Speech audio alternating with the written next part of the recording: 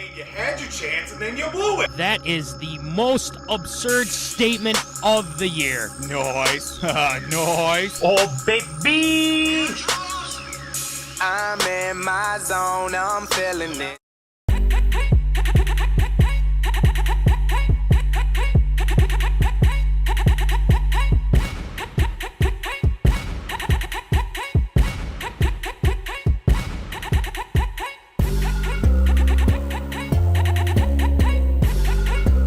Live from West St. Paul Studios, it's time for MinneZona Sports Live with DJ Matty C and Paul the Shield Vold. And this is MinneZona Sports Live. We are back. Yes, episode 133. We were off last week, but we are back at it again. And without further ado, I am your host, DJ Matty C, a.k.a. Matt Callan, a.k.a. Callie, a.k.a. Matty C, etc., etc., etc. And all the way from Woods and Shore Studios in Aiken, Minnesota, Paul Vault, the Shield. What's going on there, Shield? Yeah, it's good to be back. I know the hoopla and the craziness of the holiday season, the beard and many fruits, including this guy finally coming in, my For the Case keepers. Keenum. For the keepers, my Buffalo Bills jersey, which came on Christmas Eve, by the way. Yes. So I guess it was more of a Christmas present than a birthday present. Nonetheless, happy enough to have it. A little swagged out, a little bit foreshadowing with our conversation coming up with Coach T-Paine coming up here tonight. But, hey, ready for another great show. You know it. And, like you said, our good friend, Coach Paine, Coach Trevor Paine, finally returned. For some of you that have tuned into the Sports Zone, he's been on a couple of times, much like Coach Bo, much like T-Paine. And let's just say that this conversation, the uncut version, I will say, went 50 minutes. Yes. And I'm telling you, it was a great conversation and everything like that. But we get it, it's short attention span. We get it, 50. But we want to make sure that you got all the best parts for this awesome interview that we had with Coach Paine. It was a pleasure to have him back on, especially, just reminiscing about a couple encounters that we've had with Coach Paine and whatnot. And but you guys, for people that have just, tuning into this, you're going to enjoy it, and it's going to be really fun. But before we start it off, Voldy and Zoners. Pick 'em. We're wrapping up, man. Yep. We are wrapping up, and guess what? It hasn't changed. Ryan Coombe is in the lead, still with 166 points. Yep. I gotta give him some props. I mean, I know he's a Packer fan. I know. No, we don't have to do that. We don't have to do anything for him. Right. Nah. Yeah. So. Nah. I have to do that. Yeah. But anyway. Good for Coombe. I'm sitting at 162. He could forget. You keep saying he could forget. Exactly. Matt Just takes Johnson, one. Right behind, right tied with me now. 162. Joseph Service at 161. Vickers at 157. Molly Vold at 156. So that's where we're sitting now. So it's not too bad. And this next weekend's the last weekend for Pick'em. So. Yep. I don't know. I don't really want to give Coombe a bundle. I'm not going to lie. I mean, nope. Why would I? Why the hell would I? So, but no, it's all good. But that's the update on Pick'em. But after that, Zoners, we have a little bit of Tater Tot Hot Take right after the Coach Paine interview. Obviously, things aren't looking great for our Minnesota Vikings. The Gophers ended the season on a high note, so we'll be talking about that. And then Voldy's got ARA, especially what happened on Monday, and we're going to address that as well. And talk about, MLB stuff that's been popping up, NBA, March Madness. So keep ear out for that, and obviously Shield shoutouts. So we got a jam-packed show today, and we're not going to waste any more time because you guys need to see this Coach Paine interview. And honestly, it was so much fun. Coach Paine is well, you know what? Mr. Ratings Booster. I can't believe I forgot about that when we were doing the interview, because that's what he said. He says he's Mr. Ratings Booster, and that's how he rolls. So, please enjoy our interview with Coach Paine. All right, we're back on MinneZona Sports Live. We have a special guest. It's been a long time, Voldy, since the Sports Zone days Sports Zone, at yep. SMSU. Mm-hmm. We had him on. I want to say 2-3 times or whatever it was. It was always a great time. Welcome former SMSU assistant coach Trevor Paine back to T-Paine. Hey guys, thanks for having me on. Yeah, it's been a while, far too long, but happy to be here and bring back memories of my days in Marshall, Minnesota. Yes, sir. Yeah, definitely. And obviously we were talking before the show here, and you're happy to be in California right now. Let's be honest. I bet. Yeah. The weather alone is all the incentive I need to try to at least stay here for a while. But I do miss lots of things about Minnesota, my time at Southwest, the people I met there, like you guys. And that was a really, really fun 2 years. In hindsight, one of the best moves I could have made for my coaching career was going out there and learning under Blanche and getting to expand my tree a little bit and get some real coaching experience. So yeah, loved my time in Marshall. I want to go back there one of these days and visit it again. Yeah, absolutely. And we're gonna get into that. But since you left SMSU, you've been doing some big things. What have you been up to? Kind of explain to the zoners what you've been up to since your SMSU days. Yeah, so right from Southwest, I went back to California, or I came back to California, and I got offered a job from Jake McKinley, who at the time was the head coach at Menlo College. And so Jake was a guy I had known from my Sac State days. He was on the coaching staff and we coached together. So we developed a friendship, and even at Southwest, I kind of used him for some of my classes as like a mentor, a coaching mentor. And just, lucky enough to be kind of the right time for him to where he needed a hitting coach. And he offered me the job. So I moved to the Bay Area, which is actually an area of California I'd never lived in before. I was in the town was called Atherton, and Atherton is like known to be like the most expensive area code to live in the country. So you're talking like Google tech billionaires and stuff like that. Wow. I think Steph Curry has a house like right there by the Menlo campus. It's right on for you Minnesotans. It's like right on the peninsula, right by like Stanford, Palo Alto area. Yep. So I lived there for a year and coached for a year, and we had a really successful season. Again, I got to kind of keep kind of getting my experience recruiting and coaching hitting. And after that year, our whole coaching staff came over to William Jessup University, which is in Rockland, which is where I'm originally from and grown up, and my family's lived since 1991. So I basically came back home. And so our staff took over the program here. And we inherited a team that won 10 games the year before we got there. And then our first year as a coaching staff, we won 41 games, won the conference tournament, won the conference regular season conference championship. And so basically it was a 31 game turnaround. It was the biggest turnaround in college baseball history. So,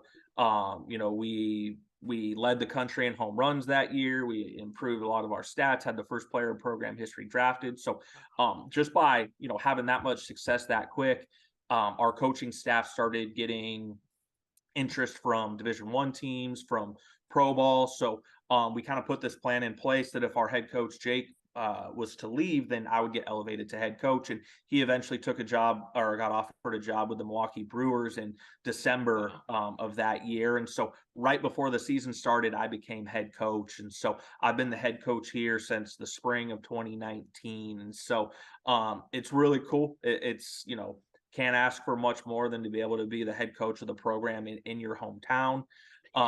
And it's, it's awesome school, small school, private school. We're an NAIA program that's actually in the process of transitioning to NCAA Division II.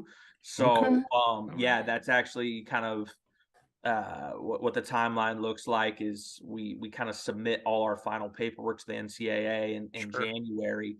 and we basically get a thumbs up or thumbs down, and everything we've been told is we're going to get a thumbs up. And so then it starts kind of the transition process. So yeah, I obviously love it here. I'm obviously biased. I think it's a great place to live. I think it's a great place for, you know, kids to go to school. It's, you know, Rockland is just a suburb outside of, about 20 minutes outside of Sacramento. So you're enough outside of a big city to, you know, it's the burbs when it's all said and done, but you're close to Tahoe. You can get over to the Bay Area if you want to, Napa, wine country, whatever you want to do. It's all within like a pretty short drive. So yep, that's what I've been up to since, when did I leave? 2016. So yeah, I think that's around there. But I mean, that's great. I mean, congratulations for one. Appreciate that. Since we haven't Yeah, man. you know, I mean, that's fantastic. And then through 4 seasons, and obviously I had to look this up, but you guys right now are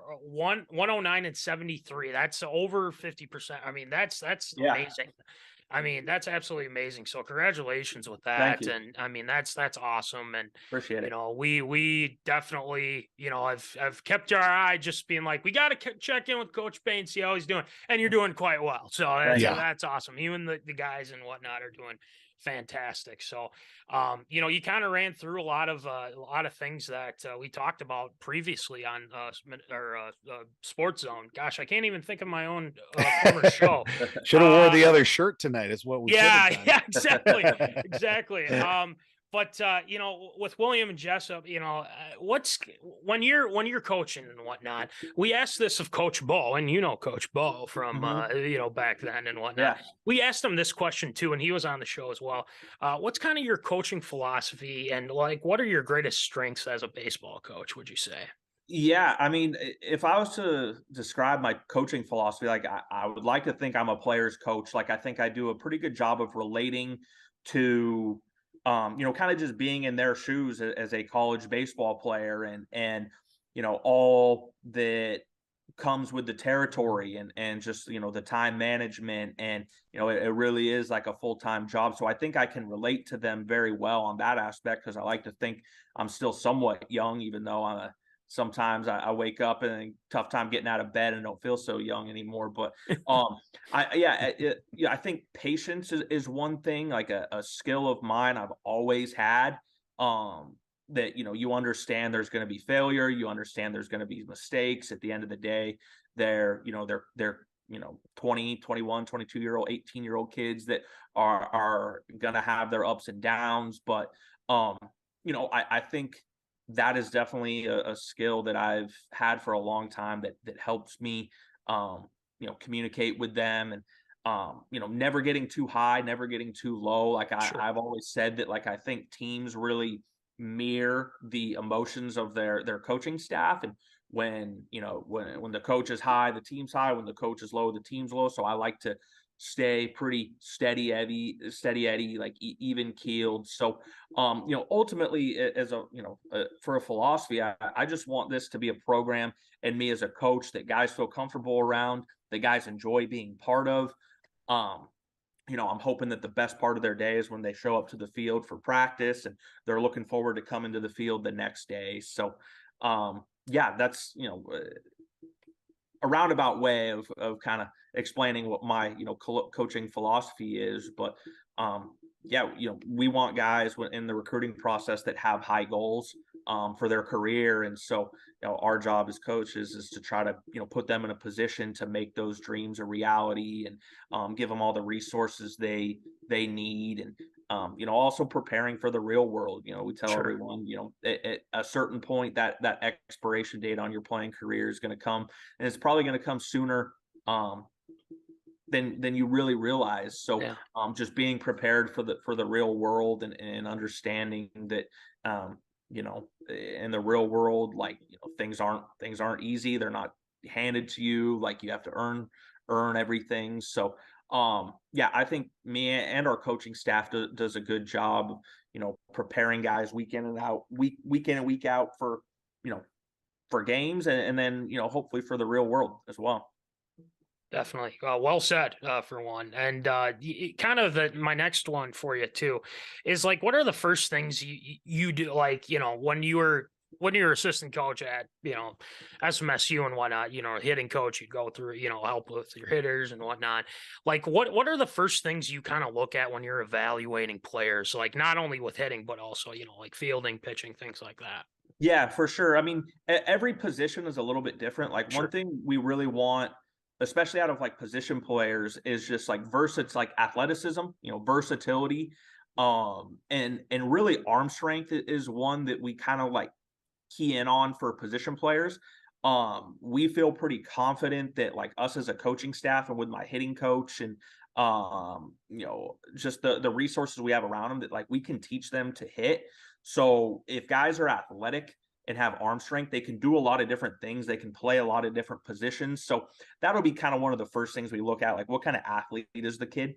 And then you look at, just what are the tools? Like, is there some bat speed there? Like, do they have an idea of what they're doing offensively? Like, what kind of actions do they have in the infield? Like, how are their hands? Like, catching's obviously a little bit different positions. Like, you really try to recruit up the middle. So, catchers, middle infielders, like center fielders, like, because those guys can usually, if they can't stick there, can move to the corners, like, and slide out and everything. So, you want guys that are competitive, like love to win, work hard. Like, obviously, you try to do your due diligence on how they are as a person. Are they going to fit your culture? Like, are they going to embody some of the values you have? Sure. If they come visit campus and you're walking them around, like, how do they interact with their family? Like, how do they talk to their parents? Like, are they respectful? Do they hold doors open? Like, all that stuff is just kind of going through your head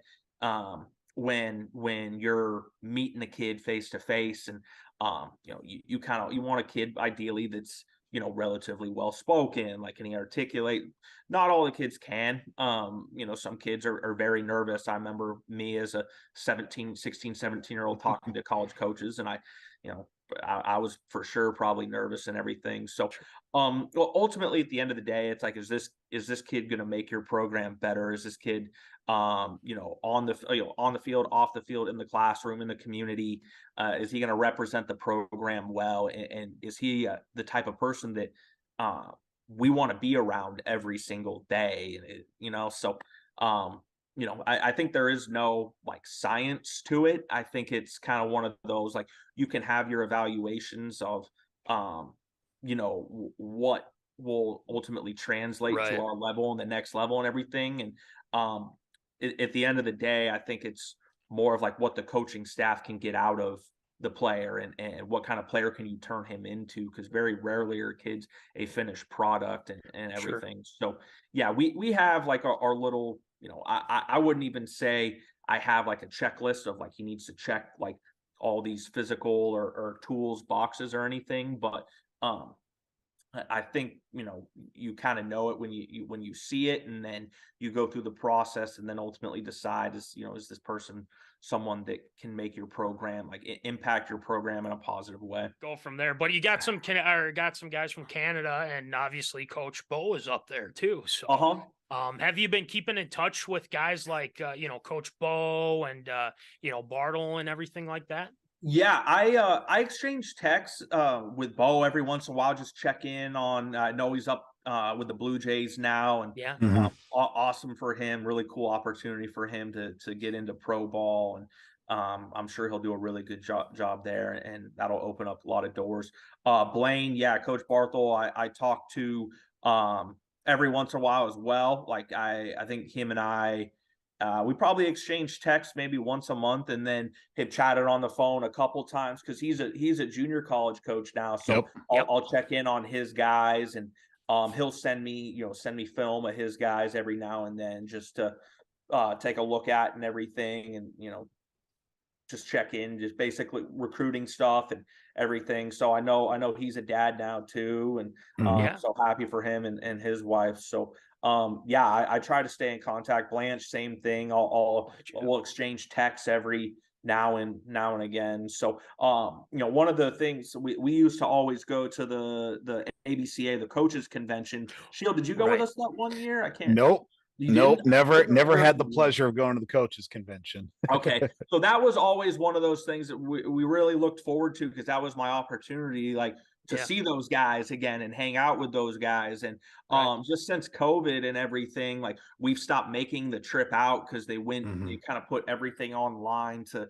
stream and everything. And so we've opted to kind of just stay at home and not travel. And but the downside is you don't get to see those guys in person like you used to. Right. So hopefully one of these days we'll be able to make it back and all connect in person together. Yeah, absolutely. And I think, have you had some, I wouldn't want to say heated debates, but, some are you and Bartle, gone back and forth via text, or is that still going on? Or I've gone easy on him a little bit. And he's a dad now. So I can't rub like the Minnesota sports in his face. I was actually telling someone like a week ago that me and Blaine had this bet going that if the Gophers ever made it to the Rose Bowl, I would buy us tickets to go watch the Gophers in the Rose Bowl. And hasn't happened yet, and I feel pretty confident that it's not going to happen anytime in the near future. I'm hoping Blaine doesn't see this and hold me to it if they do make it in the near future. Cut the clip right now, Callahan. We're making sure that Bartle sees this one. He probably will anyway, so I mean, it's how it's going to be. But eventually, I do kind of want to have them both on. So we'll definitely have you on. And, absolutely, that would be a good time. So I got two kind of fun ones for you. Then I'm going to pass it over to Shield here. So I asked this of Coach Bo. I'm going to ask this of you. If there was an opening for the Twins, if there was like a coaching opening and whatnot, would you take it? So with like the big league team? Yeah, big league Minnesota Twins. I would definitely entertain that for sure. It depends what the position is like, but I would definitely entertain it for sure. Yeah. Good. Because, I mean, I think Coach Bo said the same thing. I mean, if you want to come back to the weather that we got here, even though it'd be, summer, spring, and all that stuff, fall, fall's very nice, I will say. Yeah, fall and spring are great there. Even summer's all right, a little humid at times. And, yeah, fair enough. Yeah. Fair enough. But that's great because they definitely do need it. So hopefully they give you a ring, you and Coach Bo. Yeah, did the Twins fire Rocco Baldelli? Or do you guys? No, not yet. Still got him. I shouldn't say not yet. Excuse me. I shouldn't say not yet. But no, they have not. And then, but no, that's good. All right, last one. I'm best over to Shield because, so I don't know if you remember this, but here we go, Shield. Yeah, you know what's coming. I saw this question. I immediately eye rolled because I just know where this question's going to go. So I don't know if you remember this, Coach Paine, but we did kind of like, so it was the last Sports Zone ever, whatnot. So we decided to make like a documentary. So we did some impressions and things like that. So Paul did an impression of you, actually. I think you have seen the video. Out of 10, where would you rate Shield's impression of you? It was up there for sure. Like it was, I'm always with anything. I never give anything a 10, because then you're saying like nothing can be better than that. So I'll give Shield like a solid like 8.7. It was good. I'll take it. I'll take it. You know what's funny is this fall every fall we do like a big team competition. We divide our team into like two separate teams, and they have like a team name. We do all these different challenges and stuff, like these competitions. And one of the competitions we had this year was each team had to designate one guy from their team to do an impersonation of each coach. And so it was pretty funny. The guys who impersonated me did a pretty good job. I got nice. I got a good laugh out of it. So it reminded me of Shields impersonation. So, yeah. Are you still a big fan of the yellow Gatorade, not the G2 stuff, right? So I have actually converted over to orange. Okay. I am team orange 100%. Interesting. Yellow is now my 2, but Okay. orange like surpassed it by quite a bit. So Interesting. yeah, I don't drink Gatorade too often, but when I do, it is orange. All right. So I know that when we initially set up this interview, you said we got some hot takes, and you Yes. even mentioned it as well. We got to talk Bay Area sports. You're a Niners guy, you're a San Fran Giants guy. So we got to get right to it. Of course, we're in the middle of the football season. San Francisco, the Niners, they are in a very interesting situation. Of course, Trey Lance is out. Jimmy G might be able to come back and they make it all the way to the NFC Championship. But Brock Purdy, QB1 in the QB room. What do you think of that whole situation right now with the quarterbacks? The Niners quarterback situation for the last, I don't know, 12 months or whatever since the end of last year has been a very hot button topic with, basically handing it over to Trey, which I thought ultimately was probably the right move. You invest so much draft capital and everything into moving up, and you take him. And so I thought it was the right move. And then, they couldn't get anything for Jimmy, so you bring him back. So obviously a weird dynamic. We don't really get to see that dynamic play out very long because Trey gets hurt so quick.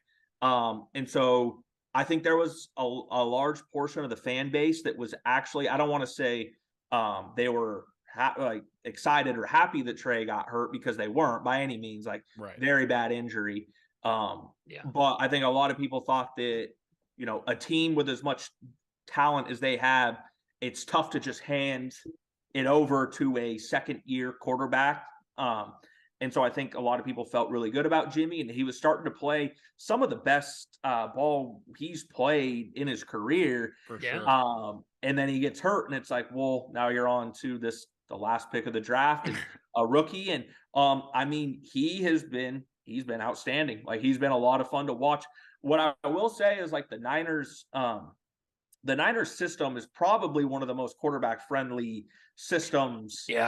If not in the league, maybe in NFL history, with as much as they can do with running the ball and all the weapons they have. And just, it's as long as Brock Purdy can not turn the ball over.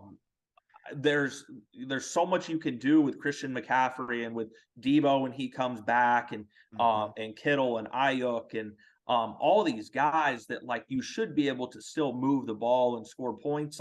We have a good defense, so a lot of the pressure doesn't rest on the quarterbacks. So there's a lot of people, I don't know how much truth there is to this or how serious people are, but saying, let's go with Brock Purdy for the future. Let's trade Trey Lance and see what I'm not ready to say that. No, by any means, but he's established himself as he can play quarterback in the National Football League. And there's been a couple instances where he's shown his youth, and he's shown why he was a 7th round pick. He lacks a little bit of arm strength and everything, but he's mobile, which is something Jimmy wasn't. And I'd say the arm strength is probably pretty on par. Jimmy's never been a guy that could really drive the ball down the field. But I think Kyle Shanahan's smart enough to know what his limitations are, which plays will set him up for success. And ultimately, once he gets to the playoffs, I think they're just going to try to run the ball, and hopefully by then Elijah Mitchell's back, and this other rookie they have, the Jordan Mason kid's been really good. So there should be enough ways to get the ball in playmakers' hands. How about where do you see this team going? Obviously, we've talked about the defense being able to keep the Niners in games. Looking at last couple of games of the regular season, the matchups are going to be in the obviously the playoffs too. How far do you see this Niners team going? Yeah, it's they made it to the NFC Championship game last year, and I think you could very much make the argument that they probably could have won that game. Jaquiski Tartt dropped a interception right in his hands that ultimately if he catches that things might be a little bit different. And then you match up with the Bengals in the Super Bowl, and that's a good game. I think potentially a winnable game. They had beat the Bengals in Cincinnati earlier in the year. That's right. Ours Yeah. is this year. To be honest, I haven't seen a lot of the Eagles. I know they're lighting the world on fire. They're probably not catchable from the 1 seed perspective right now. And so we're kind of looking at that, if the Vikings can slip up like I thought they were going to do the other day, which looked like they were going to do. I keep seeing everyone say they're like the worst 10-2, 11-2 team of all time. Like, you still got to win ball games. Like, so like, I don't see them as like this terrible team that a lot of people are saying they are. So ideally, I'd like us to get the 2 seed. So in the divisional round, the Vikings have to come out to San Francisco. The Niners have been a much better home team than road team this year. Or at least some of those early games they dropped were on the road. So I'd like those games to be at home. So, Sure. I mean, and you would have to assume coming out of the AFC, it's probably like a 3-horse race between the Bills, the Chiefs, and the Bengals. And obviously, seeing what Mahomes did to the Niners earlier in the year in Levi was like pretty frightening. I don't want to see that again. So it's all going to come down to matchups. I think things will more than likely probably play out pretty chalk. It'll probably be the Niners Eagles. In my opinion, in the NFC Championship game. No disrespect to your Vikings and and it's going to be if they can go into Philly and slow down that offense, and if they can get to the quarterback, if Bosa can put some heat on Jalen Hurts, then I like our chances. I don't think our secondary is like our strongest part of our defense, and so AJ Brown and Devonta Smith worry me a little bit, but hopefully, once it comes to cold weather, January, you think it's kind of a game one in the trenches. And so I like the Niners' chances. And then in the Super Bowl, I just hope we play anyone but the Chiefs. We'll make a note of that. So it's going to be a Niners non-Chiefs Super Bowl. I like it. That's what I'm hoping for. I'll go. I don't know. Josh Allen lit up them. I'll go Niners Bengals. Is my prediction. Niners win. So that's what I'm hoping for.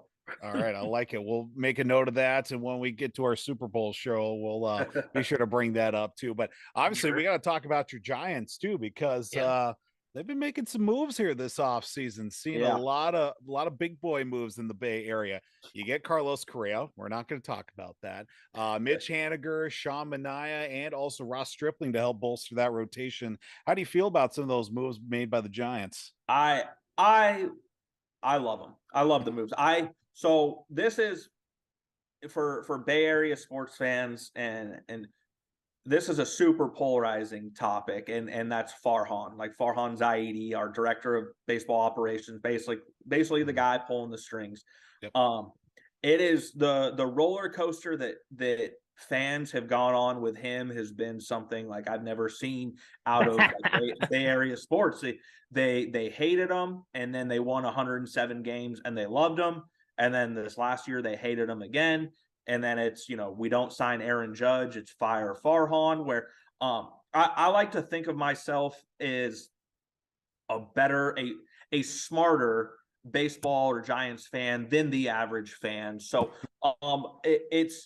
they're in a really, really weird situation, and I don't think it's anyone's fault, where like Farhan came in after like the Bruce Bochy era. Basically, that was the end of the Bochy era. They had, after winning the World Series, in 2014, their third one, they had started to extend all these guys, extend your Brandon Belts and your Madison Bumgarners and Brandon Crawfords, and all these guys were starting to regress. So it's like, well, these are guys who are homegrown, here local heroes that won the World Series, and so Farhan had to come in and kind of clean things up. Like they were basically in no man's land when Farhan got here. It's like we're paying all these old regressing players. The farm system has nobody coming up.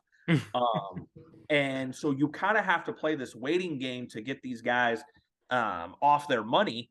And he's done that, and he won like 107 games in the process and won the West. And the only, what really actually is hurting him with the fans is they just were too good too quick, and they caught lightning in a bottle for 1 year, and you had all these guys have career years. So like this last year, all those guys who had career years kind of regressed back to the means, and that's how you end up, being basically a 500 team. Is regression is a natural part of baseball, and some of these guys are aging and everything. So I think they were in one of the best spots you can be in as a franchise going into this offseason, that basically they're not paying anyone. Like, they have nothing but cap space and money to spend. So you go out and you try to get an Aaron Judge, and they went for it. And it's, can't blame a guy for making a decision to stay where he's played for his whole career, a team like the Yankees. So I think they truly went all in on trying to get him. He said no. So you pivot. Mitch Haniger's a good roll the dice if he can get back to being healthy. Like, a right-hand hitting outfielder with like some thump is something they've kind of lacked these last couple of years. I was telling like one of my buddies who's a Giants fan, I'm like, even if they got Judge and they got Correa and Carlos Rodon signed here, and even if they went out and got like a Verlander or something like that, for there's probably still not better than the Dodgers and the Padres. Like, that's the reality of it. Like, those teams have,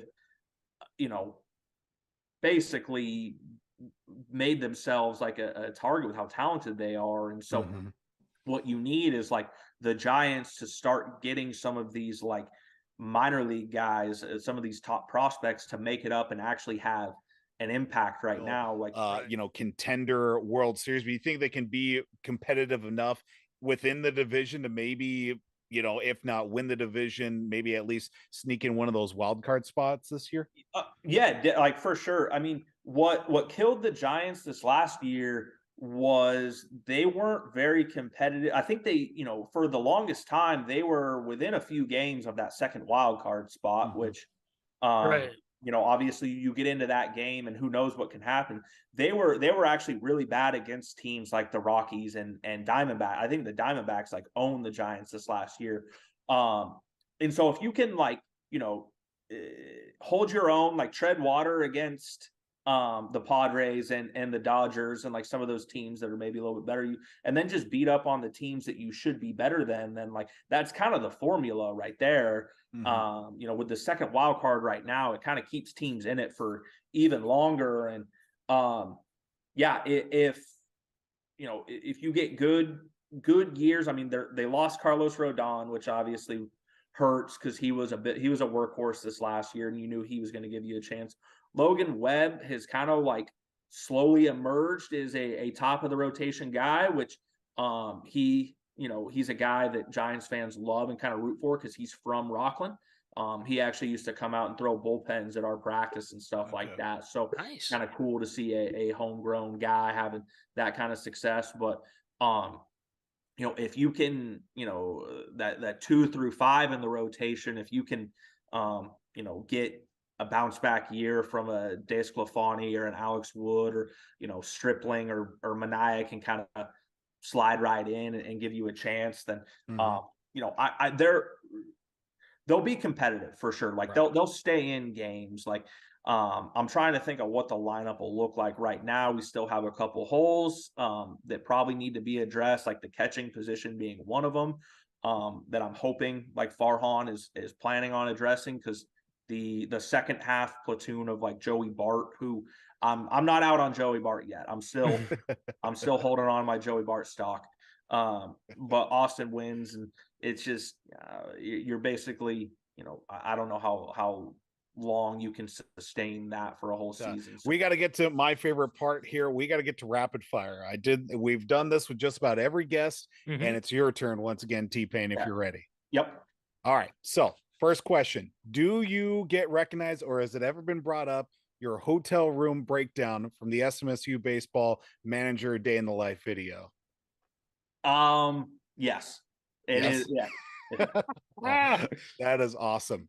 Yeah. Minimum number of outlets in a hotel room. How many? What's that number to you? Oh, minimum. You have to have like at least 10. Like, you need options. Okay. Of course. Yeah. Gotta have options. Definitely. What's the standard size TV? What's that going to be a minimum of? Oh, nowadays you need to be at least in the 40s. At least At least in the 40s. Anything That's less fair. than that, Yeah. like I might as well just pull out my Not laptop 32, and right? watch Yeah. Yeah. 32 is like fine, depending. You got distance from the TV. Like 32 will get the job done. Like if I'm further back though, I need something probably this day and age, like at a hotel. You know, I hear you. Something a little bigger, flat screen, high definition. Yes. Preferably a smart TV. Yes. Nowadays, Oh, like sure. Yeah. with like Roku. Yeah. With like the Roku or the Chromecast, like built in. Yeah, that would be ideal.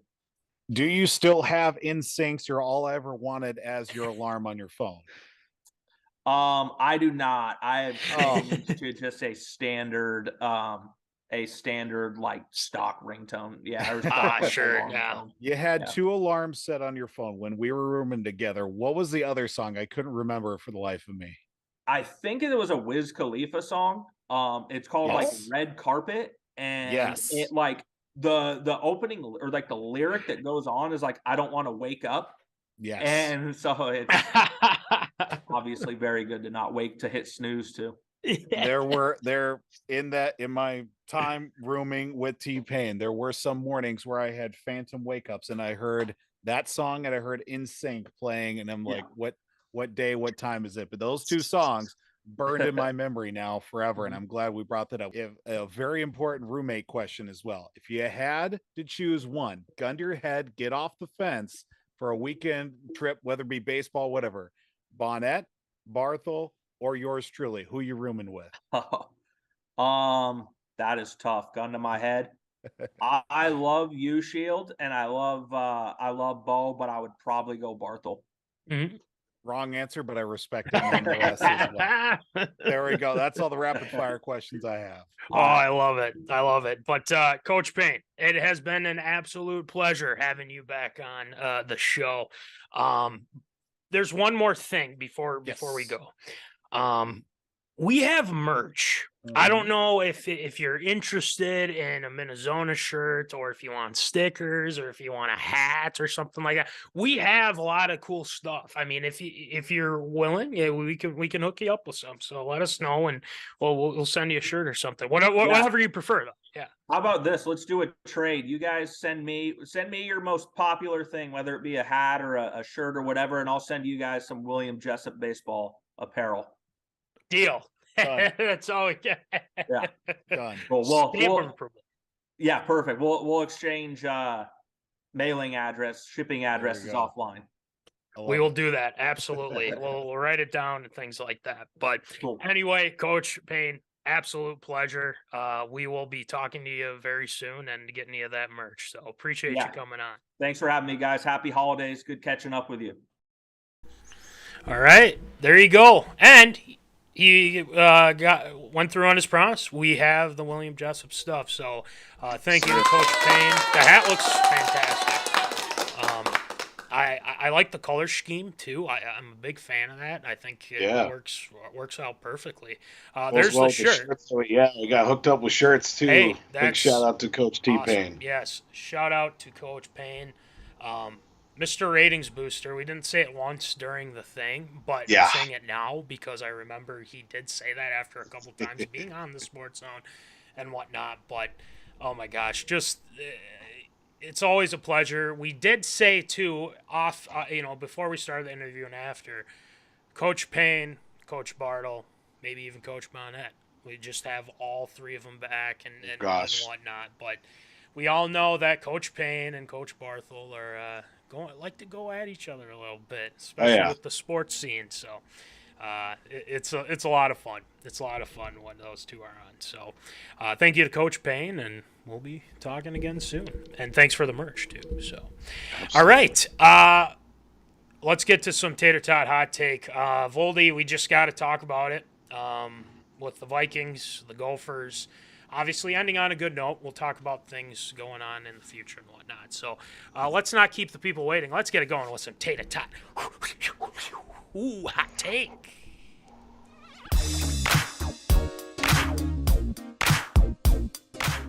fresh out of the oven, it's Tater Tot Hot Take.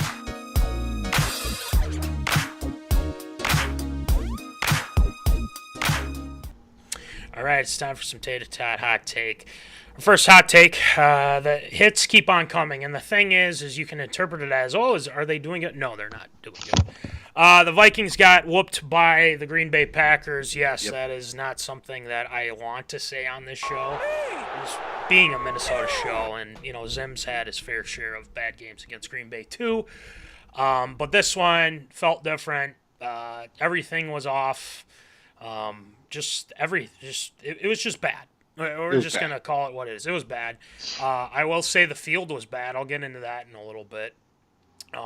But also just the overall play, it was disappointing to say the least. You're having a team that's, they won 3 games, but they haven't played any teams that are that good. And, you're going up against us, and of course, you get whooped. I mean, you get whooped, and it's not only that. I mean, you don't have your starting center. You lose your starting tackle. Oh, and then you lose your second string center that's filling in, and then you put in a guy. And I didn't realize this while I was watching the game. I thought that Chris Reed had played center before, but apparently he hasn't. So there are a lot of issues between communication between Cousins and Reed with snaps and, things like that. And, that was a big factor. And obviously the big topic was Jair Alexander, Justin Jefferson. I'm going to say this once, and then I'll bring it over to you, Voldy. It's easy when you have safety help. Yes. Because I'm just going to say it. He did not shut down Justin Jefferson. The whole Packers defense did. Missed PI call, for one. Yes. Also, taunting penalty. Apparently, you can just do the gritty right in front of his face, and, ref's literally standing right there, and apparently that's not a PI. But, whatever. So, obviously, Jefferson was frustrated, understandably so. And Alexander, people are saying, he told you guys it was a fluke and blah, blah, blah. No. The Packers just knew how to, stop us with having that extra help. You stop Jefferson, you're shutting down when Dalvin can't get going with the run or the line can't block, that hurts. Thielen, I think, I hate to say it, but I think showing age a little bit too. So we unless there's an injury that we don't know about, I don't know. But KJ Osborne stepped up a little bit. That special teams play was nice. Kirk didn't have the best game, especially committing at least 4 or 5 whatever turnovers he had. But they're still at 12-4. They dropped to the 3 seed with the Niners win. So Coach Paine got his wish. So there you go. They pretty much can lock up the 2 seed this weekend and go from there. But Voldy, I went over a lot, but what were your thoughts on the game and going forward here?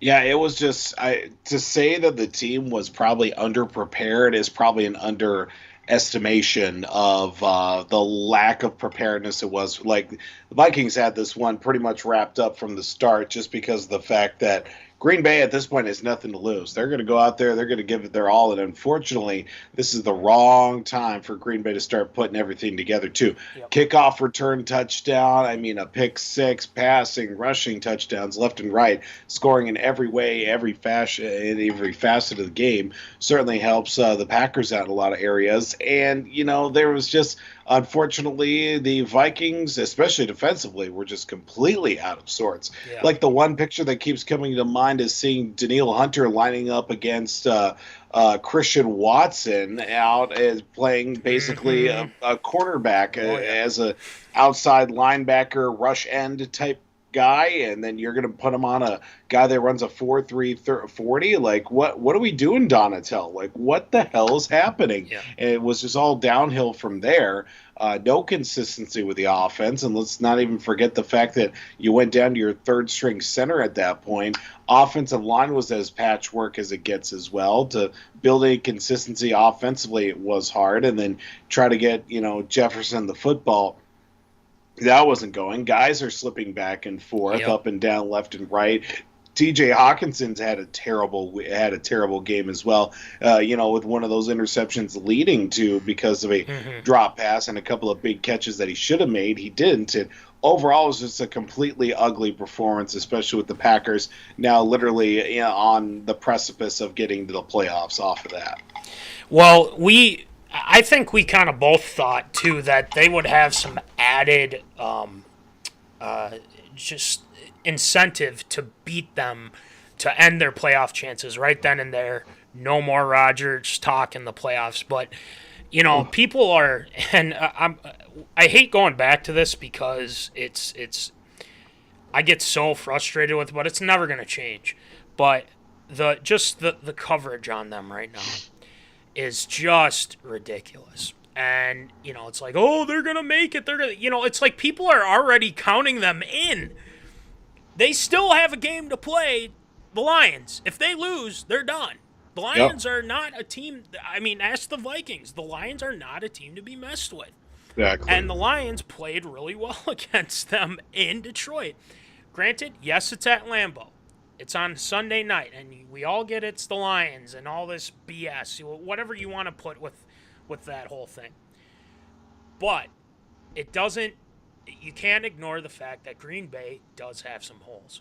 One, I don't think they have a great pass rush. I think Preston Smith is okay. I don't think he's to a higher level. They don't have Rashawn Gary, who was kind of their mainstay. Kenny Clark, I mean, unless you have a really good offensive lineman, which the Lions have a pretty good offensive line. So don't forget that. But I also think they can be exposed. I really think that they can.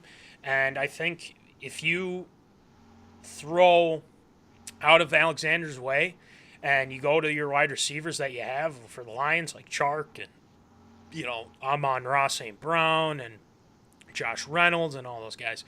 But I'm just sick of people just thinking that they're just going to win and they're going to sneak in the playoffs. If they win, they're most likely they're going to be the 7th seed. Okay, who's the 2nd seed right now?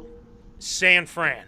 San Fran is going to run over Green Bay, and that's no joke there. So I'm just throwing that out there. Unless the Niners completely just lose to the Cardinals this weekend, which that'd be insane. And then the Vikings move up to the 2nd, and then they'd play again at US Bank Stadium. So I don't know, but it's enough about the cheeseheads. Let's focus on Vikings here. So you go into the Chicago game, you're most likely going to be the 3 seed. Right now, you'd be slated to play the Giants again, luckily at US Bank Stadium. Mm-hmm.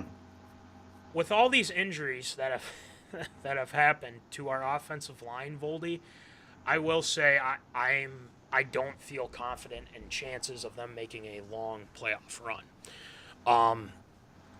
I don't know if I think this is the best matchup for them, unless you're going to play Detroit in at home as 2nd seed, however it pans out. But would you say that playoff scenario is probably the best thing that they're going to get by playing the Giants, or do you think that? And I asked this to the zoners too, do you think that maybe playing Detroit or even Seattle, there is a chance Seattle could sneak in with that. But I think the Giants one is the most applicable one. But what do you think, Voldy? I think the worst case scenario is playing Detroit again, just because of the fact that, the Vikings barely beat Detroit to start off, and then they lose handedly against the Lions in the second time around.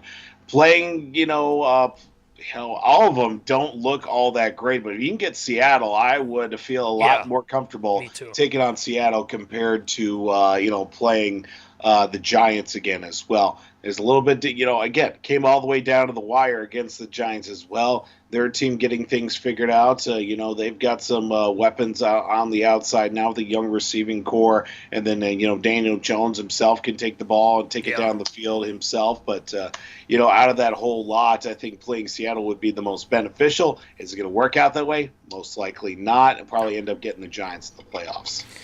So, yeah, with that being said, I mean, the line's not the only problem. It's the defense, too. Granted, I will say that first half, the defense did kind of hold their ground a little bit. Second half, not so much.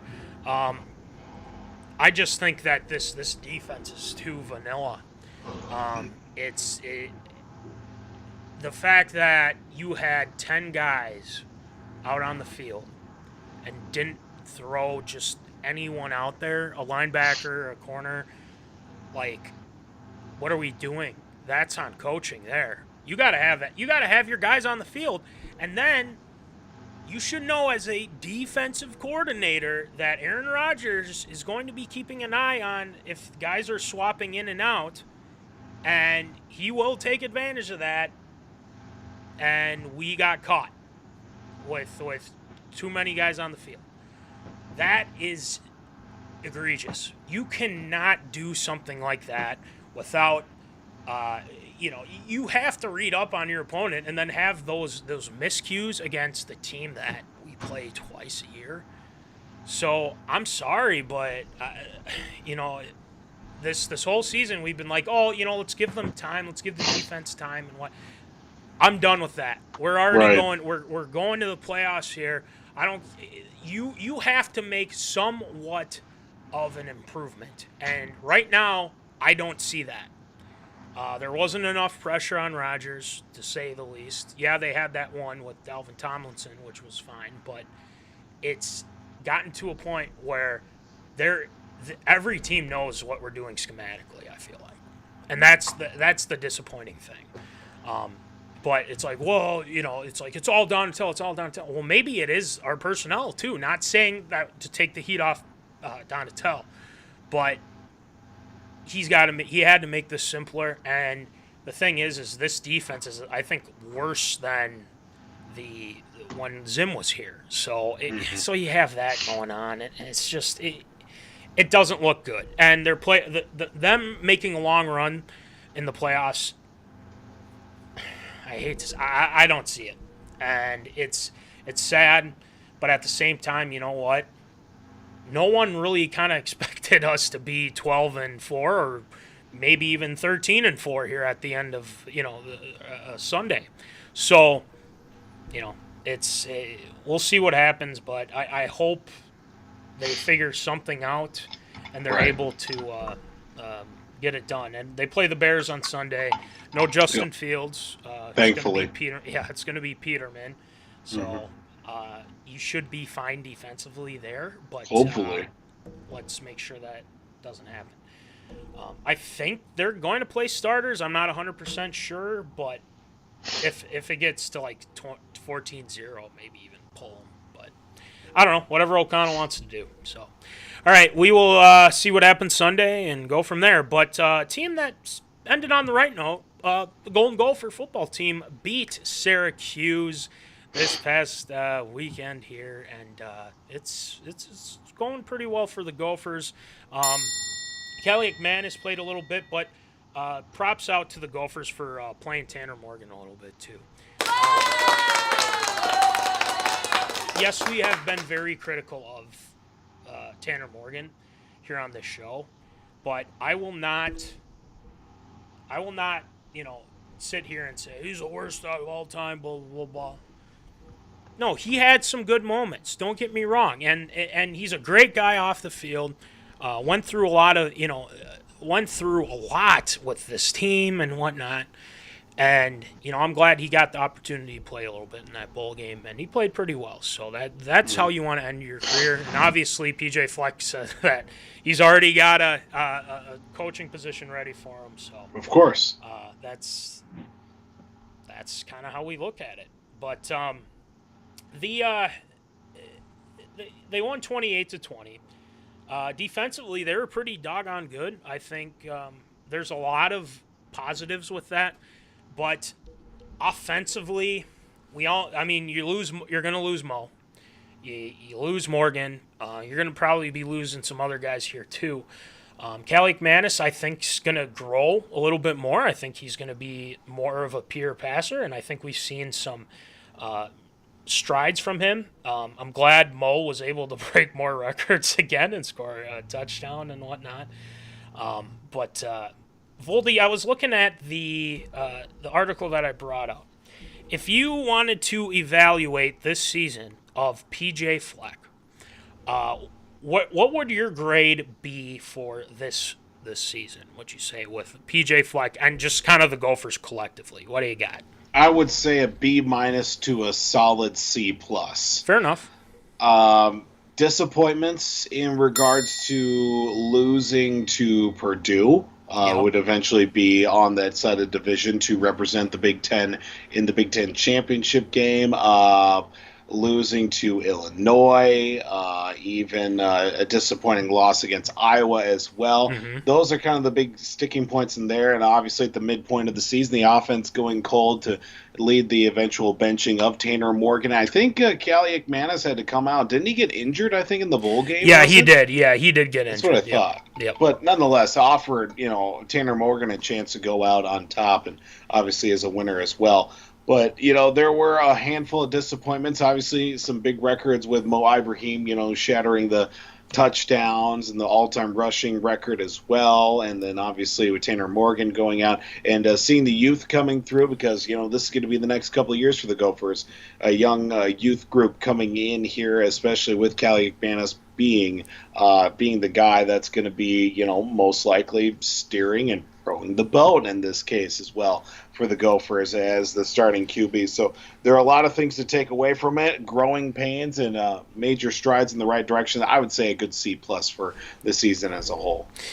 Yeah, I think I'm going to be around that too because I'll say C+. I won't go to B-. The reason why I do have C+ is because they did go 8-4, which is, something you can't just write off right then and there. But you do have a win against Wisconsin, which was big. You right. Give them that. But the losses to Purdue, the loss to Iowa, when Iowa was supposed to be just totally not good this year. You haven't won the Pig since 2013, 2014, whatever it is. It doesn't matter at this point. But then you lose. You had an opportunity to beat them, and you didn't take it. Especially when you're at home too, so that was frustrating. Especially with Purdue, yeah they played Michigan in the Big Ten game, but they got destroyed. And we might I'm not saying the Gophers would have went and gave Michigan a game. I'm just saying that you beat Purdue and you beat Iowa. You're playing, man. You're going to be playing against Michigan. And for them to miss that opportunity, especially when you are heavily favored over these teams, it's disappointing. And yeah. I'm not going to necessarily put that solely on PJ Fleck or whatnot, but I just think it was just the lack of this team not being able to throw the football. And they let it drag out with Morgan. They let it drag out. They just said, no, he's going to turn this around. He's going to figure it out. He wasn't figuring it out. And he got injured. And that, you can't mess with that either. Defensively, they're solid. They're one of the tops in the Big Ten. It's just the offensively, you can't just rely on running the ball all the time. And Mo, love Mo. Thank goodness for Mo, for one. Mm-hmm. I really hope he gets selected by a team that, or for the NFL draft that, that he'll excel in and whatnot. Maybe even the Vikings. I don't know. Just saying. We'll see. But I would rate it a C+ as well. And going into next year, there's a lot of positive things I would put towards it, but I believe that this is a big year for PJ Fleck. First off, you got to beat Iowa. I don't care what you have to do.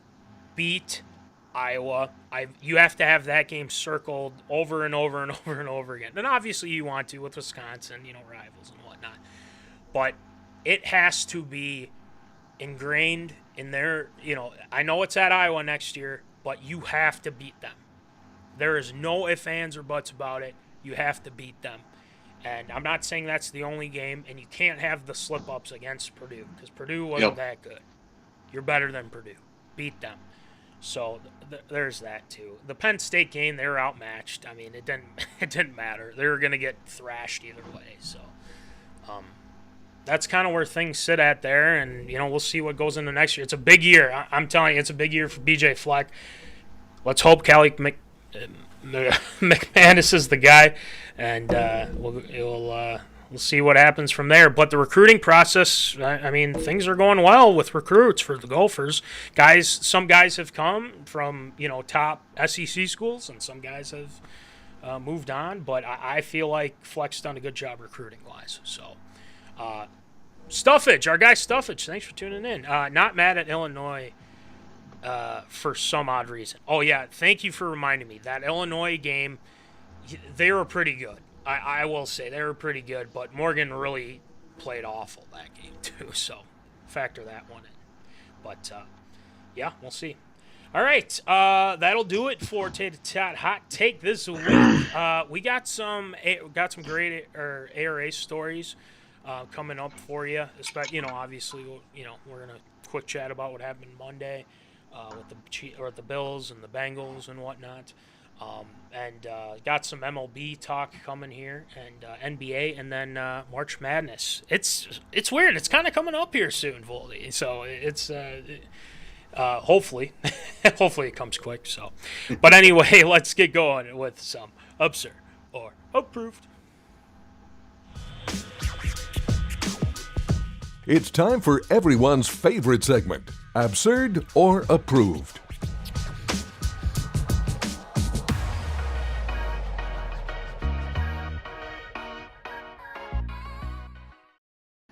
All right, it is time for Absurd or Approved. So, Voldy, why don't you rattle them off for us, please? Well, unfortunately, we do have to address the hot topic that's been the last couple of days in the game between the Buffalo Bills and the Cincinnati Bengals that was suspended Monday night after Damarhamlin, safety for the Bills, suffered cardiac arrest and was removed from the game. Talks have been, of course, obviously about the updates to Damarhamlin and his well-being, and of course, what's next for the Bills and for the Bengals as well in that matchup to, get that game resumed, because going into it's a potential who's going to come out as the 1 seed in the AFC going into the playoffs. Obviously, this being week 17, week 18 is this coming Saturday, Sunday. That means, the regular season is wrapped up, but obviously we have one game in the schedule that has not been fulfilled, and, given the circumstances going on outside of the game itself, and of course we hope Damarhamlin makes as quick as a recovery as possible,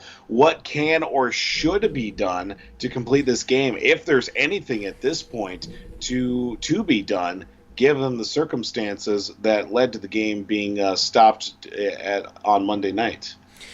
Well, it's not going to be played this week, obviously, from what the NFL has said, but it's... Man, I mean, when I saw just kind of the reactions of the players, I feel like what got me with that whole thing. And it was something definitely that, there was definitely something wrong, especially the way that the, medical staff went out there. The ambulance literally was had the heartbeat back on the field. I mean, this is something that you'd think you'd never see, and obviously, prayers and, prayers going out to the Hamlin family and whatnot. I mean, and especially the charity that he has now is up to what, 6 million. 6 million. I'm sorry, 6 million, 6.5 or whatever it was when I last saw. And that's just great. a lot of people coming together and whatnot. I'm not going to get into all the details, but thoughts and prayers to the Hamlin family, and it sounds like there's some positive things coming out, and doctor says he's making progress, so that's good to hear. What can or should be done? I really don't have a good answer for this, because it seems like I think I read a quote before the show here, actually, Voldy, that Joe Burrow said that their locker room playing the Bills again at a different point here. It was a mixed bag. Some didn't want to because, it scarred them. I mean, it really did, and it scars everyone, And then there's some that do want to play it and finish it and whatnot. And but I can't really say, because with those Week 18 games, where are you gonna fit that in if you're playing? Right. You're not gonna play this week. That's just my question. I don't know. Going from there. So I wouldn't say that they should. I mean, I think that maybe it should be canceled. I don't know if it will be. This is a situation that I'm just gonna leave up to the people that know it best. But I would say I'd say the only way that it could is after Week 18, then play the game just to see who's going to be the top seed and whatnot. But it seems like they're fine if they don't even play that game. So, I'll go with the players on that one. But it won't resume this week, and we'll just kind of go from there. So, Voldy, what do you think?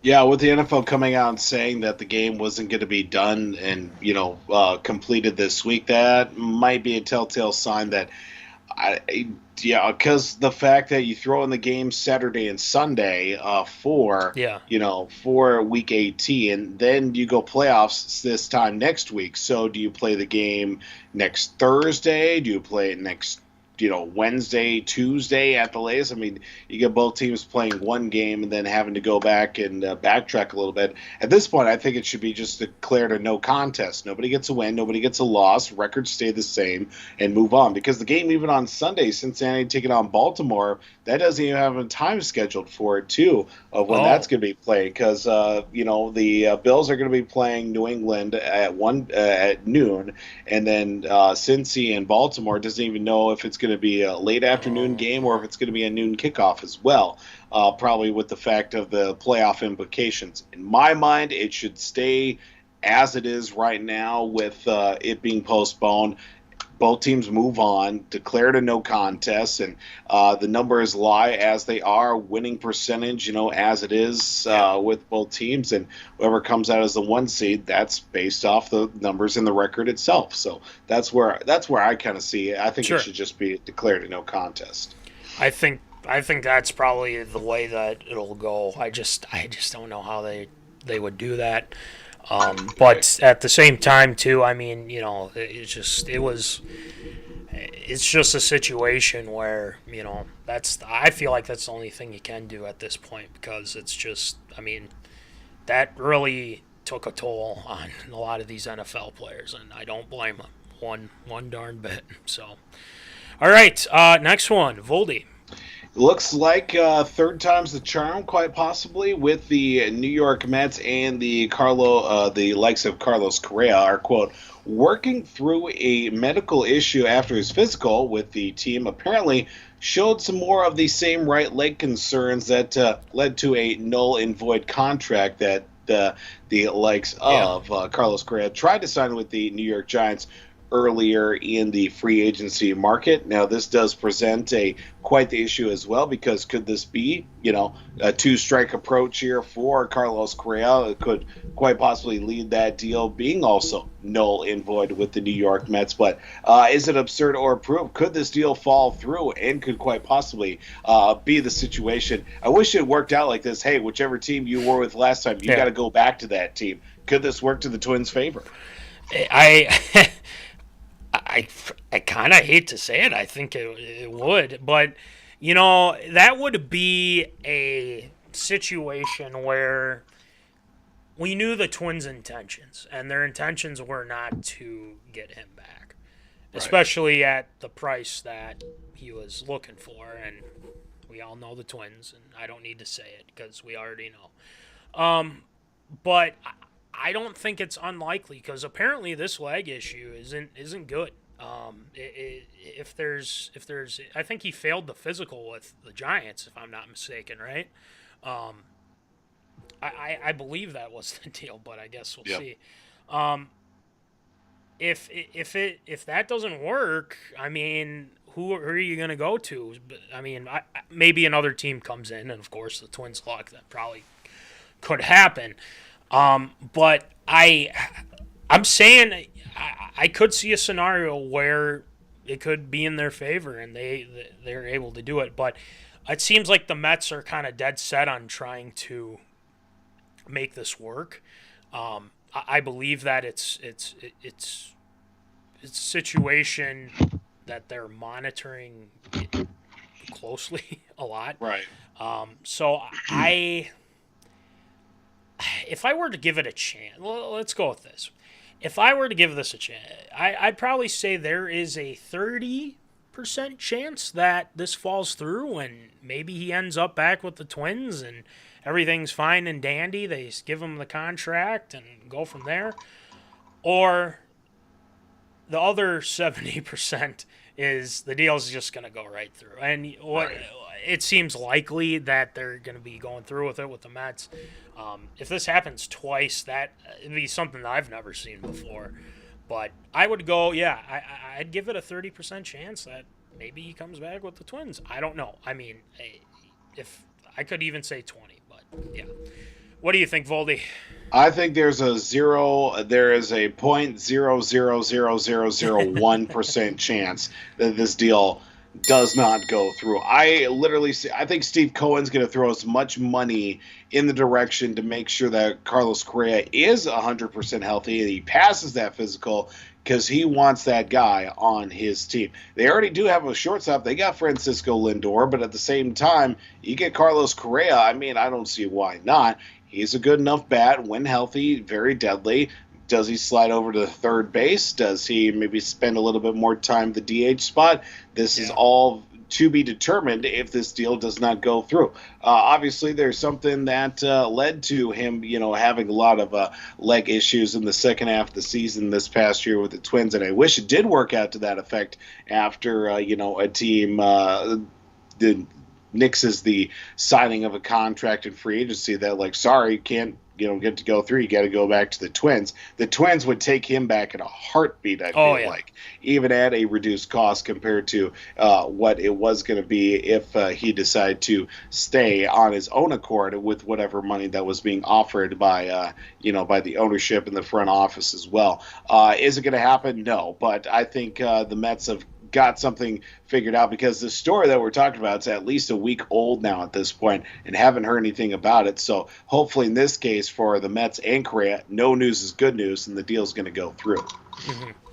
So, yeah, I mean, I wouldn't put my money on it. I wouldn't put my money on it, but I feel like the Twins have moved on and whatnot, so we'll see. All right, sticking with the MLB. Yes, sticking with Major League Baseball, Trevor Bauer, who had a suspension totaling 324 games, has been taken off the blacklist, if you will, for violating Major League Baseball's domestic violence policy, reduced down to 194 games by the independent arbitrator that did investigate and also reinstated him. So currently the Los Angeles Dodgers have the contract to Trevor Bauer, who is a Cy Young multi-time Cy Young Award winner as well. Very effective in his career and did some damage with the Dodgers before obviously everything that happened off the field. So now with him serving currently 144 games of the suspension, but the reduction of the sentence now down to 194. First 50 games of the season still yet to be served coming up here for Trevor Bauer as well. Now, the Dodgers do have up until January 6th, so they have here until Friday to make a decision whether to reinstate him to the 40-man roster or to cut him altogether in order for him to be eligible to sign with the team. Now, is it interesting? Is it absurd or approved? With Trevor Bauer now reinstated, will he be effective for the Dodgers or whoever he pitches for? Because he hasn't pitched at all since 2021, right? And missing the entire season. Then I shouldn't say missing the entire season, but missing a majority of that season, missing all of last year, and now this coming year he'll miss the first 50 games. But he'd be on a major league roster. Will Trevor Bauer be effective nonetheless? It's hard to say, especially when he, let's put all the legal stuff and the whole deal aside here for a second. Let's just think about the player here, being able to play and if he's going to be effective. I think in this instance, especially with him being suspended and being brought back a little earlier, if I'm not mistaken, if I read this right, correct. I think it's possible he will pick up. I feel like with pitchers, it's just going to take a little bit of time before they get back to they're back at their, full strength. Unless he was sitting at home eating potato chips or just gaining a lot of weight and not doing much. That could be an issue. Unless he comes back and he's in shape and ready to go and right. whatnot. And I mean, he would be fully healthy too. So, I think it's a very good chance, especially with him being a very good pitcher, especially winning a Cy Young in 2018. The shortened season, he was with the Reds, and then obviously the Dodgers signed him, and he was effective. There was a point in time where I wanted the Twins to try and make a run at him, and they didn't. And that was the year when he signed with the Dodgers, and of course, didn't work out. But he has, he's consistent, and throughout his career, I wouldn't be surprised if he played, came out and I wouldn't say play lights out, but I think he'll be effective. That's kind of the best thing I could come up with for him. So yeah, I'd give it my stamp of approval. I think he'll be effective, but I don't think right off the bat. So, Voldy, what do you think? Yeah, the first 50 games of the season, so if you look at that, you start, if he's your opening day starter, that's 10 starts right there if he's fully healthy that he's going to miss. He's obviously been working on stuff. I've seen him do some YouTube stuff or whatever, and, him doing workouts and all that.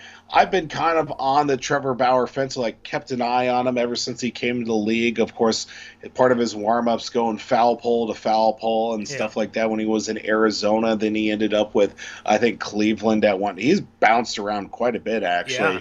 And then, obviously most recently with the Reds, and then goes to the Dodgers as well. His final year of a 3-year contract, he's already lost $37.5 million with the suspension itself. He's going to get $22.5 million guaranteed whether he's on the Dodgers or not this year, but the Dodgers are still going to pay that money. I honestly, if you're the Dodgers right now, you're probably at least from my point of view, you're in a great situation here with Trevor Bauer, because if he's good, teams are going to be clamoring to get him on the roster as well. True. Because he hasn't pitched in, almost 2 whole seasons coming up here this year with this season too. If he pitches well, it's going to be great. But at the same time, if he isn't, all right, well, you still got 5. He's going to be like the 5th, 6th man in the rotation if it ends up being that way. They've made some moves here this offseason, the Dodgers. They don't need Trevor Bauer unless they are really serious about it and want to make a serious run at it as well. Because unfortunately, he missed out, obviously, with the success that the Dodgers have had the last couple of seasons too. I could see this as a good opportunity. Maybe you keep him for the first 25, 30 games of the season, and see if maybe right around you change the calendar from May into June or June into August as well, because baseball season starts end of March into April. So if you get him through at least May into June, that'll be 25, that'll be at least 30, 40 games right there. Okay. And he's still sitting around. He hasn't been able to pitch, so somewhere right around maybe the All-Star game and that break as well. So you go into June into July, that's going to be a lot of action there, and it could provide a real nice trade chip as well once he is fully active. So I think the Dodgers really have to make a decision. Do we keep him? Do we cut him? I say in this situation you keep him, but it's not going to be the end of the world if they cut him. Dodgers have made plenty of moves. They're going to be just fine. Well, if he plays well, maybe one of those teams are the Giants. Coach Paine, add another arm. You can't have enough pitch. But some teams don't like to abide by that. That's just how it is. All right, so let's go to the hard floor. Voldy. Yeah, we go to the NBA here, one of my favorite sports and leagues, said no one ever. But All-Star guard Jamesharden is seriously considering quite possibly making a home return to Houston. Wow. No, not Oklahoma City. That's never going to happen. But Jamesharden did say that quite possibly hitting free agency this offseason in July, he could quite possibly highly consider, if the money is there, to go back to Houston. Of course, in his inner circle or openly weighing in on, in recent months, maybe looking at the last couple of seasons and quite possibly making a return back to Houston, where he did see some success. Of course, not the success that he wanted to after breaking up the big three in Oklahoma City to go to Houston, and short end of a few deals on that. But if you look at the situation as a whole, would Jamesharden going back to Houston be beneficial on both sides, absurd or approved? Oof. I just think with Houston right now, they don't have much, and especially when they traded him, it was just not it was kind of messy, I would say, when he left the Houston Rockets. But he went to Brooklyn, be with KD and Kyrie. That didn't work out, obviously. Right. He's with the Sixers, and they're doing quite well. They're fifth in the East, and they're 19-12, and he's playing pretty well with Embiid and Maxey. And if you were him, why would you want to break up what's been pretty good for you, especially if you add another piece here, if you're Philadelphia. But there are some concerns. One, he's getting older. Not saying that he's not effective or anything. So you factor that in a little bit. Obviously, he's not going to be the 30-point, 29, 28 points a game type of guy anymore. But would it make sense? Yeah. I could see it. He's used to the organization, but I feel like it was very messy, and I think especially when he had him and Chris Paul towards the end just didn't get along. Russell Westbrook, that experiment failed too. But I think if you're Harden and if he's considering it, good by you, but you got to add some pieces. It's you can't just be going over there, and then if you truly want to win, stay with the Sixers. I honestly think it's absurd that he would entertain that idea, and would the fans accept it? Would the fans be like, "Oh, that's great"? I don't know how the Houston Rockets fans would go about it. But I will say, it's absurd, but I feel like the Sixers want to keep him, and I don't think they want to break up the tandem with him and Embiid. So I'll say it's absurd. Voldy, what do you think?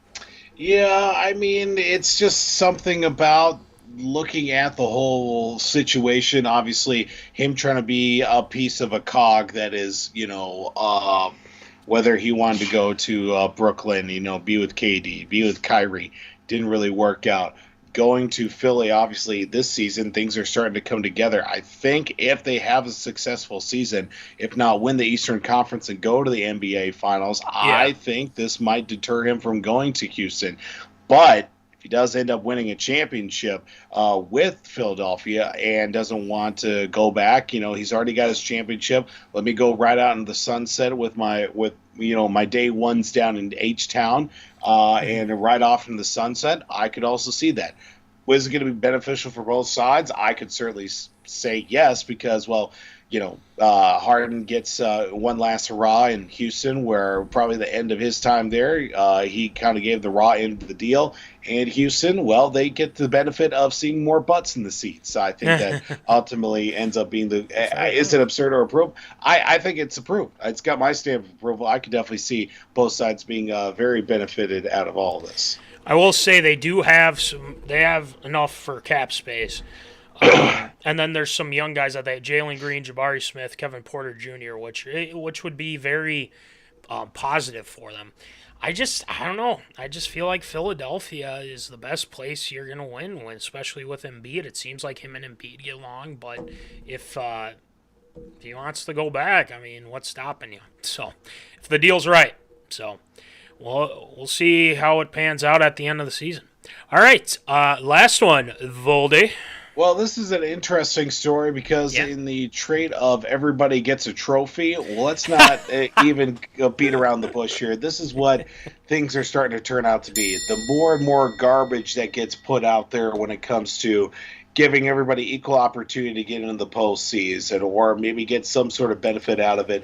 The NCAA is talking about bigger brackets, less bureaucracy, more benefits for athletes. Now, the NCAA Division I Transformation Committee, that's a $2 word right there, concluded its work with a 22-page report released Tuesday that recommends a variety of changes to top levels of college sports, but only one likely to catch the attention of an average fan. The NCAA men's basketball tournament, a.k.a. March Madness. Remember when that went out from 64 all the way out to 68? And people were like, what? What is this sorcery that you throw out at us?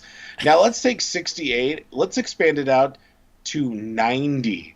9-0. That's a 9 right next to a 0 in that order. Now, the committee is recommending allowing 25% of teams in sports sponsored by at least 200 schools to compete in championship events. Most notably, of course, the March Madness basketball tournaments from 68 all the way up to 90 teams as being the potentiality of that. Right now, still 68 right now. Of course, the first 4 games are still a little bit, annoying, but you got to remember that's a thing. Most likely those teams getting bounced out in the first round nonetheless. But a very interesting situation that is presented by this transformation committee. Is it absurd or approved? Would a 90-team NCAA basketball tournament be good or not? Let me sum it up like this. Hell no. And the reason why I say that is because there are enough teams to, be in there and whatnot. And I get the benefit of athletes and, things like that. But if it ain't broke, don't fix it. Right. If it ain't broke, don't fix it. Exactly. And Case Keenum actually said that in one of his press conferences when he's with the Vikings, too. So I'm going to go by that because, that's fine. You can add a couple more teams in there. But going from 68 to 90, that's excessive. Also, let's not forget that a lot of the number one seeds play the 16 seed. And, as of late, there's been the upsets. We've seen it before. There's been teams that have been close and haven't been able to pull it off. And then there are teams that just get destroyed because they're going up against a top school. Now, if you want to add more teams from, because the thing is that you'll probably get some of the teams from the NIT. How do you determine that? How do you determine, everything else? But you're going to have to eliminate them. Yeah. It's the thing. You're going to have to eliminate the other tournaments, the NIT. Yep. You're probably going to have to get rid of the conference tournaments as well. That too. To accommodate that. Otherwise, the NCAA tournament's going to run all the way till July. Exactly. Which is even crazier to begin with. So don't do this. This doesn't make any sense to me. The NCAA, again, just not doing a good job of trying to make things better. You're just going to make this worse. And honestly, less people are going to be interested in doing it. It's like, there's 90s. We have more teams in here. there's not – you're just going to have a bad product. And right now, keep it where it's at because guess what? That's your moneymaker. That's your moneymaker. So stick with it with your teams. Screw that recommendation that you put. Nobody cares. Stick with what you got. I think it's absurd that they're going with this. It's like, it's more benefit to athletes. Yeah, you can still give more benefits to athletes with the 68 teams of what you have. If it ain't broke, don't fix it. I think it's absurd. Foldy, what do you think? Look, I always get the opportunity, if I could say this saying on the show, it's a good day. You can polish a turd all you want. At the end of the day, it's still a turd. Just because you want to throw more gasoline on the fire doesn't mean it's going to be a good end result for everybody. A 90-team NCAA basketball tournament, men's and women's. Let's not forget. So it was and women's too. I'm assuming so because the March Madness tournaments, more than one. You're gonna have to get rid of the NIT. All the other invitational tournaments, gonna have to get rid of those. You're gonna have to most likely either chop off a few regular season games or end the conference tournament games as well, because there's not going to be enough time unless you're taking every other day that teams playing in the NCAA tournament and marches all the way out. Isn't it also kind of funny as well? We talk about March Madness with the NCAA national championship games in April each year. Am I the only one that ever mentions or talks about that too? Because it's like the first couple days of April, the national championship game is. And it's just, I just find it hilarious that we talk about that, and nobody ever seems to bring that up. But 90 teams in the tournament, look, I'm all about giving more opportunities for athletes to better themselves. For lack of a better phrase, be better, be a better basketball team. I'm sorry. I don't play college basketball. I don't really care about college basketball except for when it comes to turning time. At that point, everything's all convoluted. Strength of schedule. What did they do against top 25 teams? Well, they played in this conference. Well, they didn't get enough ranked opponents because they played in the SoCon and not the Big 12 or whatever. It's like, come on. Are they 25-2 or are they 5-17? Doesn't matter. You want to see the best teams play in the best tournament. I want to see Appalachian State, who's 25-3, go up against, Kansas State, that's 35-0 at this point. That's what I want to see. I want to see them in the Elite Eight Final Four. Because that's what it is at that point. You want to see the top teams play against each other.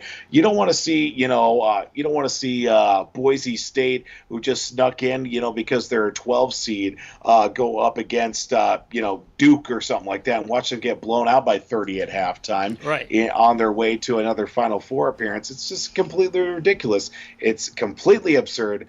Do not expand the tournament much further out than it needs to be right now. Enough said. That's how we'll put it, because I don't even know why they're entertaining that, but whatever. All right, great job with ARA this week of Voldy, as always. Thanks, sir. And, we got Shield shoutouts. Obviously, what happened on Monday, will be addressed here too, and obviously, it's something that I think is, had to be, has to be said and whatnot, because, thoughts and prayers and whatnot with that. But, of course, Coach Paine, and then former Patriot that we're going to get to too. So there's definitely some good with this week with Shield shoutouts. So let's get it going with some Shield shoutouts.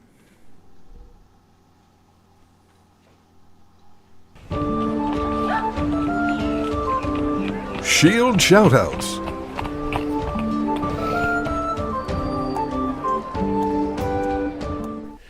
All right, Shield, who are you shouting out tonight?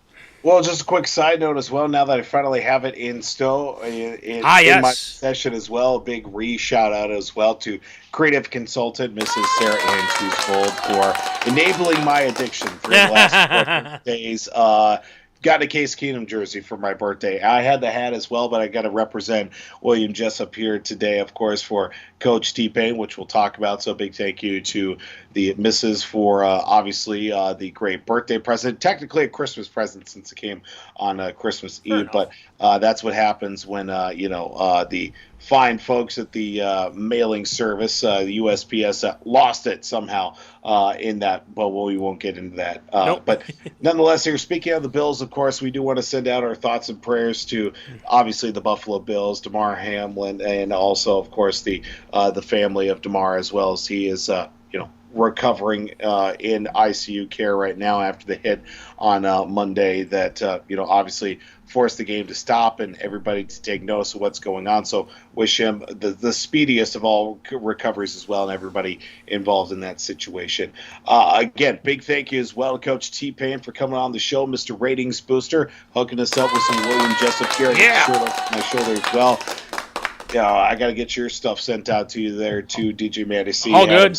Send it to me, but it's in safe keeping as well. So thanks again for the WJU gear. Hopefully he got the MinneZona gear as well. Hopefully we'll see him repping that squad as well. And also a cool note with college football bowl season, wrapping up here. Former New England Patriots wide receiver Deion Branch, Super Bowl winning wide receiver as well for the Patriots.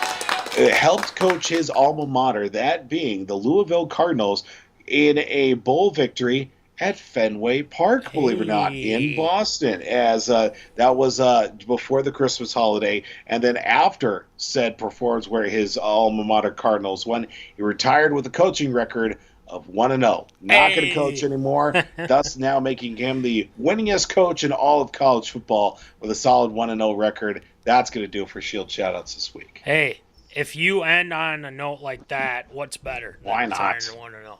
I mean, honestly, that's genius. Genius. I assume he just probably wanted to do other things.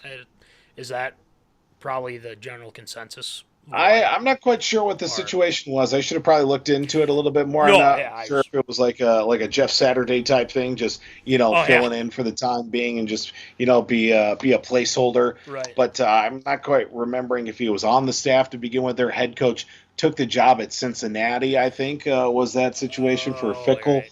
But just the coaching carousel was just rampant, and just needed someone to fill the void. And you know what? Just so happened to be a Super Bowl MVP, that being Deion Branch, getting the win for his Cardinals. So very true. But like you said, shout out Coach Paine coming on the show, and then WJU gear. I'm glad. Hopefully he gets the Zona stuff, and I'm sure he'll enjoy it. And if he wants to take a photo of him wearing it or holding it up, we got him covered. So, great job with Shield Shoutouts per usual. And speaking of merch, we've got it. Coach Payne's got it. Alex Zappa's got it. Former intern guy's got it. So, hey, why does not? We got shirts, $20, $5 shipping. Our limited edition shirts, we're only down now to 1 XL. So, if you know someone or someone that would be interested, we got it for you. $20, $5 shipping, and as well hats. How many hats do we have left, Foldy? We got 1, 2, 3, 4. We'll say a handful. We do? Oh. Yes. All right, there we go. Do a quick hand count here. They're here somewhere. 1, 2, skip to my loo, 3, 4, shut the door. We got 2. We got 2. So, hey, they're going quick. They're going like hot cakes. So make sure you get your hats, $20, $5 shipping. And we've got stickers, and we'll be giving out more. And obviously, Voldy gave some to our guy T-Paine. And, we got plenty. $2, $3 for the big ones, $2 for the small ones. So make sure you get those. Voldy's got them right there. Stickers. We might be getting more, so be on the lookout. Shout out to W2 Performance. Will Rattel, our guy at www.w2performance.com. His page is blowing up on Insta, all the socials media, so make sure you check out Will Rattel's stuff. Shout out to National Fleet Graphic, Crown Rental, Tyler Knudsen for stickers. And make sure you check out Jack O'Keefe, Jack's Junkyard. And then check out the victorious P.O.D. with Ryan Walters and Jack Vickers. I think I said this 2 weeks ago, but remember when Walters said the Packers were going to win the division? Remember that? We told him not to do it. He didn't listen. You did. That's very true. You did. Nope. So, sorry, Walters, but we'll get to him at some other point here. But it's all in good fun.